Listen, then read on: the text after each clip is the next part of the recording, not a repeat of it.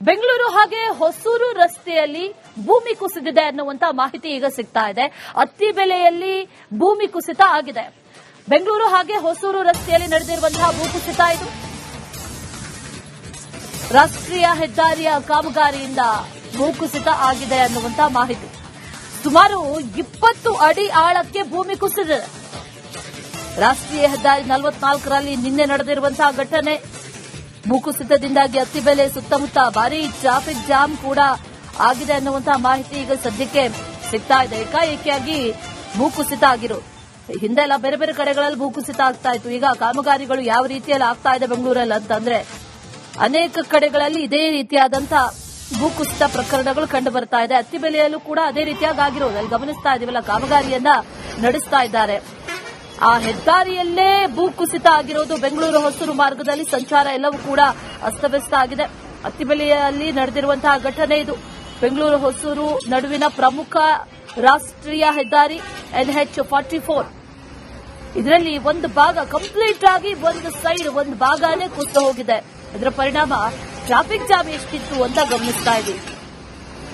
ಸುಮಾರು kilometre Gatte traffic jam ಒಂದು ಕಡೆ, ಮತ್ತೊಂದು ಕಡೆಯಲ್ಲಿ ಹೆದ್ದಾರಿ ವಿಸ್ತರಣೆ ಮಾಡ್ತಾ ಇದ್ದಾರೆ. ಅಲ್ಲಿ ಆ ಹೆದ್ದಾರಿ ವಿಸ್ತರಣೆ ಮಾಡ್ತಾ ಇರುವಂತಹ ಕಾಮಗಾರಿಯೇ ಈ ಕುಸಿತಕ್ಕೆ ಕಾರಣನ ಅನ್ನುವಂತ ಪ್ರಶ್ನೆಗಳು ಈಗ ಕಾಡ್ತಾ ಇದೆ. ಇದೇ ವಿಚಾರಕ್ಕೆ ಸಂಬಂಧಪಟ್ಟಂತೆ ಡೀಟೇಲ್ಸ್ ಅನ್ನ ಕೊಡ್ತಾರೆ ನಮ್ಮ ಪ್ರತಿನಿಧಿ ಸತ್ತಾರ್. ನೇರ ಸಂಪರ್ಕದಲ್ಲಿ ಜಾಯಿನ್ ಆಗಿದ್ದಾರೆ. ಸತ್ತಾರ್, ಏಕಾಏಕಿಯಾಗಿ ಭೂಮಿ ಕುಸಿಯೋದಕ್ಕೆ ಕಾರಣ ಏನು ಅನ್ನುವಂತ ಪ್ರಶ್ನೆ ಜೊತೆಗೆ ಅಲ್ಲೇ ರೋಡ್ ಎಕ್ಸ್ಟೆನ್ಷನ್ ಕಾಮಗಾರಿಯನ್ನ ಕೂಡ ಮಾಡ್ತಾ ಇದ್ರು ಅನ್ನುವಂತ ಮಾಹಿತಿ ಇದೆ. ಇದೇ ಕಾರಣದಿಂದ ಈ ಕುಸಿತ ಆಗಿರೋದಾ ಅಥವಾ ಬೇರೆ ಕಾರಣಗಳು ಇದೆ ಅಂತ ಹೇಳಲಾಗ್ತಾ ಇದೆ. ಡೀಟೇಲ್ಸ್ ಏನಿದೆ ಸದ್ಯಕ್ಕೆ?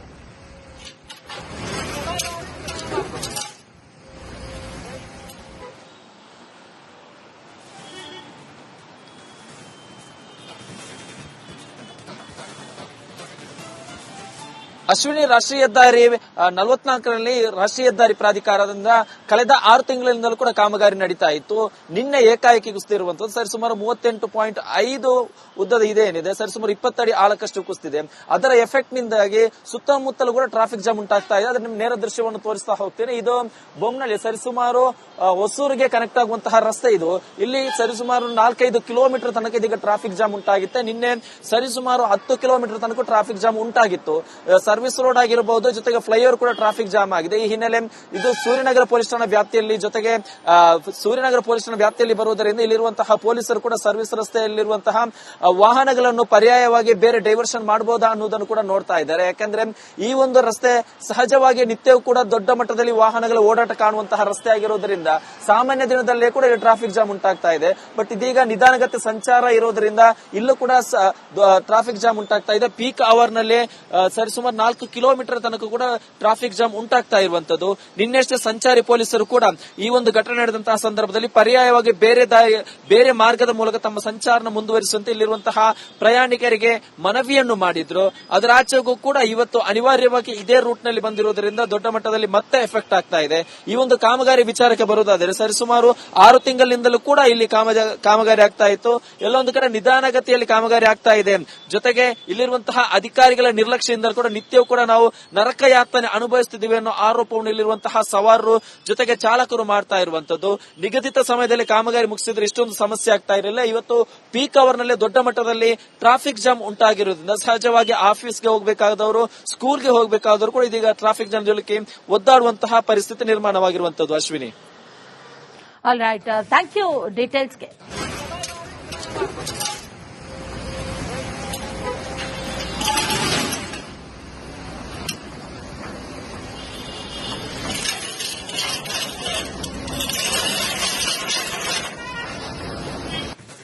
ಬೆಂಗಳೂರು ಹಾಗೆ ಹೊಸೂರು ರಸ್ತೆಯಲ್ಲಿ ಭೂಮಿ ಕುಸಿದಿದೆ ಅನ್ನುವಂತ ಮಾಹಿತಿ ಈಗ ಸಿಗ್ತಾ ಇದೆ. ಅತ್ತಿಬೆಲೆಯಲ್ಲಿ ಭೂಮಿ ಕುಸಿತ ಆಗಿದೆ. ಬೆಂಗಳೂರು ಹಾಗೆ ಹೊಸೂರು ರಸ್ತೆಯಲ್ಲಿ ನಡೆದಿರುವಂತಹ ಭೂಕುಸಿತ ಇದು. ರಾಷ್ಟ್ರೀಯ ಹೆದ್ದಾರಿಯ ಕಾಮಗಾರಿಯಿಂದ ಭೂಕುಸಿತ ಆಗಿದೆ ಅನ್ನುವಂತ ಮಾಹಿತಿ. ಸುಮಾರು 20 ಅಡಿ ಆಳಕ್ಕೆ ಭೂಮಿ ಕುಸಿದಿದೆ. ರಾಷ್ಟ್ರೀಯ ಹೆದ್ದಾರಿ 44ರಲ್ಲಿ ನಿನ್ನೆ ನಡೆದಿರುವಂತಹ ಘಟನೆ. ಭೂಕುಸಿತದಿಂದಾಗಿ ಅತ್ತಿಬೆಲೆ ಸುತ್ತಮುತ್ತ ಭಾರೀ ಟ್ರಾಫಿಕ್ ಜಾಮ್ ಕೂಡ ಆಗಿದೆ ಅನ್ನುವಂತಹ ಮಾಹಿತಿ ಈಗ ಸದ್ಯಕ್ಕೆ ಸಿಗ್ತಾ ಇದೆ. ಏಕಾಏಕಿಯಾಗಿ ಭೂಕುಸಿತ ಆಗಿರೋದು. ಹಿಂದೆಲ್ಲ ಬೇರೆ ಬೇರೆ ಕಡೆಗಳಲ್ಲಿ ಭೂಕುಸಿತ ಆಗ್ತಾ ಇತ್ತು. ಈಗ ಕಾಮಗಾರಿಗಳು ಯಾವ ರೀತಿಯಲ್ಲಿ ಆಗ್ತಾ ಇದೆ ಬೆಂಗಳೂರಲ್ಲಿ ಅಂತಂದ್ರೆ ಅನೇಕ ಕಡೆಗಳಲ್ಲಿ ಇದೇ ರೀತಿಯಾದಂತಹ ಭೂಕುಸಿತ ಪ್ರಕರಣಗಳು ಕಂಡು ಬರ್ತಾ ಇದೆ. ಅತ್ತಿಬೆಲೆಯಲ್ಲೂ ಕೂಡ ಅದೇ ರೀತಿಯಾಗಿ ಆಗಿರೋದು ಅಲ್ಲಿ ಗಮನಿಸ್ತಾ ಇದೀವಲ್ಲ, ಕಾಮಗಾರಿಯನ್ನ ನಡೆಸ್ತಾ ಇದ್ದಾರೆ. ಆ ಹೆದ್ದಾರಿಯಲ್ಲೇ ಭೂಕುಸಿತ ಆಗಿರೋದು. ಬೆಂಗಳೂರು ಹೊಸೂರು ಮಾರ್ಗದಲ್ಲಿ ಸಂಚಾರ ಎಲ್ಲವೂ ಕೂಡ ಅಸ್ತವ್ಯಸ್ತ ಆಗಿದೆ. ಅತ್ತಿಬೆಲೆಯಲ್ಲಿ ನಡೆದಿರುವಂತಹ ಘಟನೆ ಇದು. ಬೆಂಗಳೂರು ಹೊಸೂರು ನಡುವಿನ ಪ್ರಮುಖ ರಾಷ್ಟ್ರೀಯ ಹೆದ್ದಾರಿ NH44. ಇದರಲ್ಲಿ ಒಂದು ಭಾಗ ಕಂಪ್ಲೀಟ್ ಆಗಿ ಒಂದು ಭಾಗನೇ ಕುಸಿದು ಹೋಗಿದೆ. ಇದರ ಪರಿಣಾಮ ಟ್ರಾಫಿಕ್ ಜಾಮ್ ಎಷ್ಟಿತ್ತು ಅಂತ ಗಮನಿಸ್ತಾ ಇದ್ದೀವಿ. ಸುಮಾರು ಕಿಲೋಮೀಟರ್ ಗಟ್ಟಲೆ ಟ್ರಾಫಿಕ್ ಜಾಮ್ ಒಂದು ಕಡೆ, ಮತ್ತೊಂದು ಕಡೆಯಲ್ಲಿ ಹೆದ್ದಾರಿ ವಿಸ್ತರಣೆ ಮಾಡ್ತಾ ಇದ್ದಾರೆ. ಅಲ್ಲಿ ಆ ಹೆದ್ದಾರಿ ವಿಸ್ತರಣೆ ಮಾಡ್ತಾ ಇರುವಂತಹ ಕಾಮಗಾರಿಯೇ ಈ ಕುಸಿತಕ್ಕೆ ಕಾರಣನ ಅನ್ನುವಂತ ಪ್ರಶ್ನೆಗಳು ಈಗ ಕಾಡ್ತಾ ಇದೆ. ಇದೇ ವಿಚಾರಕ್ಕೆ ಸಂಬಂಧಪಟ್ಟಂತೆ ಡೀಟೇಲ್ಸ್ ಅನ್ನ ಕೊಡ್ತಾರೆ ನಮ್ಮ ಪ್ರತಿನಿಧಿ ಸತ್ತಾರ್. ನೇರ ಸಂಪರ್ಕದಲ್ಲಿ ಜಾಯಿನ್ ಆಗಿದ್ದಾರೆ. ಸತ್ತಾರ್, ಏಕಾಏಕಿಯಾಗಿ ಭೂಮಿ ಕುಸಿಯೋದಕ್ಕೆ ಕಾರಣ ಏನು ಅನ್ನುವಂತ ಪ್ರಶ್ನೆ ಜೊತೆಗೆ ಅಲ್ಲೇ ರೋಡ್ ಎಕ್ಸ್ಟೆನ್ಷನ್ ಕಾಮಗಾರಿಯನ್ನ ಕೂಡ ಮಾಡ್ತಾ ಇದ್ರು ಅನ್ನುವಂತ ಮಾಹಿತಿ ಇದೆ. ಇದೇ ಕಾರಣದಿಂದ ಈ ಕುಸಿತ ಆಗಿರೋದಾ ಅಥವಾ ಬೇರೆ ಕಾರಣಗಳು ಇದೆ ಅಂತ ಹೇಳಲಾಗ್ತಾ ಇದೆ. ಡೀಟೇಲ್ಸ್ ಏನಿದೆ ಸದ್ಯಕ್ಕೆ?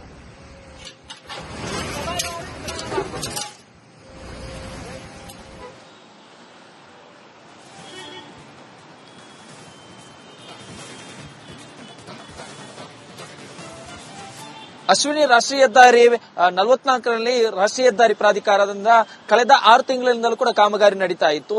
ನಿನ್ನೆ ಏಕಾಏಕಿ ಕುಸಿದಿರುವಂತದ್ದು ಸರಿಸುಮಾರು 38.5 ಉದ್ದದ ಇದೇನಿದೆ ಸರಿಸುಮಾರು 20 ಅಡಿ ಆಳಕ್ಕಷ್ಟು ಕುಸಿದಿದೆ. ಅದರ ಎಫೆಕ್ಟ್ ನಿಂದಾಗಿ ಸುತ್ತಮುತ್ತಲೂ ಕೂಡ ಟ್ರಾಫಿಕ್ ಜಾಮ್ ಉಂಟಾಗ್ತಾ ಇದೆ. ಅದರ ನೇರ ದೃಶ್ಯವನ್ನು ತೋರಿಸ್ತಾ ಹೋಗ್ತೇನೆ. ಇದು ಬೊಮ್ಮನಹಳ್ಳಿ ಸರಿಸುಮಾರು ಹೊಸೂರಿಗೆ ಕನೆಕ್ಟ್ ಆಗುವಂತಹ ರಸ್ತೆ ಇದು. ಇಲ್ಲಿ ಸರಿಸುಮಾರು 4-5 ಕಿಲೋಮೀಟರ್ ತನಕ ಇದೀಗ ಟ್ರಾಫಿಕ್ ಜಾಮ್ ಉಂಟಾಗಿತ್ತೆ. ನಿನ್ನೆ ಸರಿಸುಮಾರು 10 ಕಿಲೋಮೀಟರ್ ತನಕ ಟ್ರಾಫಿಕ್ ಜಾಮ್ ಉಂಟಾಗಿತ್ತು. ಸರ್ವಿಸ್ ರೋಡ್ ಆಗಿರಬಹುದು, ಜೊತೆಗೆ ಫ್ಲೈಓವರ್ ಕೂಡ ಟ್ರಾಫಿಕ್ ಜಾಮ್ ಆಗಿದೆ. ಈ ಹಿನ್ನೆಲೆ ಇದು ಸೂರ್ಯನಗರ ಪೊಲೀಸ್ ಠಾಣಾ ವ್ಯಾಪ್ತಿಯಲ್ಲಿ, ಜೊತೆಗೆ ಸೂರ್ಯನಗರ ಪೊಲೀಸ್ ಠಾಣಾ ವ್ಯಾಪ್ತಿಯಲ್ಲಿ ಬರುವುದರಿಂದ ಇಲ್ಲಿರುವಂತಹ ಪೊಲೀಸರು ಕೂಡ ಸರ್ವಿಸ್ ರಸ್ತೆಯಲ್ಲಿರುವಂತಹ ವಾಹನಗಳನ್ನು ಪರ್ಯಾಯವಾಗಿ ಬೇರೆ ಡೈವರ್ಷನ್ ಮಾಡಬಹುದಾ ಅನ್ನೋದನ್ನು ಕೂಡ ನೋಡ್ತಾ ಇದ್ದಾರೆ. ಯಾಕಂದ್ರೆ ಈ ಒಂದು ರಸ್ತೆ ಸಹಜವಾಗಿ ನಿತ್ಯವೂ ಕೂಡ ದೊಡ್ಡ ಮಟ್ಟದಲ್ಲಿ ವಾಹನಗಳ ಓಡಾಟ ಕಾಣುವಂತಹ ರಸ್ತೆ ಆಗಿರೋದ್ರಿಂದ ಸಾಮಾನ್ಯ ದಿನದಲ್ಲೇ ಕೂಡ ಇಲ್ಲಿ ಟ್ರಾಫಿಕ್ ಜಾಮ್ ಉಂಟಾಗ್ತಾ ಇದೆ. ಬಟ್ ಇದೀಗ ನಿಧಾನಗತಿ ಸಂಚಾರ ಇರೋದ್ರಿಂದ ಇಲ್ಲೂ ಕೂಡ ಟ್ರಾಫಿಕ್ ಜಾಮ್ ಉಂಟಾಗ್ತಾ ಇದೆ. ಪೀಕ್ ಅವರ್ ನಲ್ಲಿ ಸರಿಸುಮಾರು 4 ಕಿಲೋಮೀಟರ್ ತನಕ ಕೂಡ ಟ್ರಾಫಿಕ್ ಜಾಮ್ ಉಂಟಾಗ್ತಾ ಇರುವಂತದ್ದು. ನಿನ್ನೆಷ್ಟೇ ಸಂಚಾರಿ ಪೊಲೀಸರು ಕೂಡ ಈ ಒಂದು ಘಟನೆ ನಡೆದಂತಹ ಸಂದರ್ಭದಲ್ಲಿ ಪರ್ಯಾಯವಾಗಿ ಬೇರೆ ಮಾರ್ಗದ ಮೂಲಕ ತಮ್ಮ ಸಂಚಾರ ಮುಂದುವರಿಸುವಂತೆ ಇಲ್ಲಿರುವಂತಹ ಪ್ರಯಾಣಿಕರಿಗೆ ಮನವಿಯನ್ನು ಮಾಡಿದ್ರು. ಅದರ ಆಚೆಗೂ ಕೂಡ ಇವತ್ತು ಅನಿವಾರ್ಯವಾಗಿ ಇದೇ ರೂಟ್ ನಲ್ಲಿ ಬಂದಿರುವುದರಿಂದ ದೊಡ್ಡ ಮಟ್ಟದಲ್ಲಿ ಮತ್ತೆ ಎಫೆಕ್ಟ್ ಆಗ್ತಾ ಇದೆ. ಈ ಒಂದು ಕಾಮಗಾರಿ ವಿಚಾರಕ್ಕೆ ಬರುವುದಾದರೆ ಸರಿಸುಮಾರು 6 ತಿಂಗಳಿಂದಲೂ ಕೂಡ ಇಲ್ಲಿ ಕಾಮಗಾರಿ ಆಗ್ತಾ ಇತ್ತು. ಎಲ್ಲೊಂದು ಕಡೆ ನಿಧಾನಗತಿಯಲ್ಲಿ ಕಾಮಗಾರಿ ಆಗ್ತಾ ಇದೆ. ಜೊತೆಗೆ ಇಲ್ಲಿರುವಂತಹ ಅಧಿಕಾರಿಗಳ ನಿರ್ಲಕ್ಷ್ಯದಿಂದ ಕೂಡ ನಿತ್ಯವೂ ಕೂಡ ನಾವು ನರಕ ಯಾತನೆ ಅನುಭವಿಸುತ್ತಿದ್ದೀವಿ ಅನ್ನೋ ಆರೋಪವನ್ನು ಇಲ್ಲಿರುವಂತಹ ಸವಾರರು ಜೊತೆಗೆ ಚಾಲಕರು ಮಾಡ್ತಾ ಇರುವಂತದ್ದು.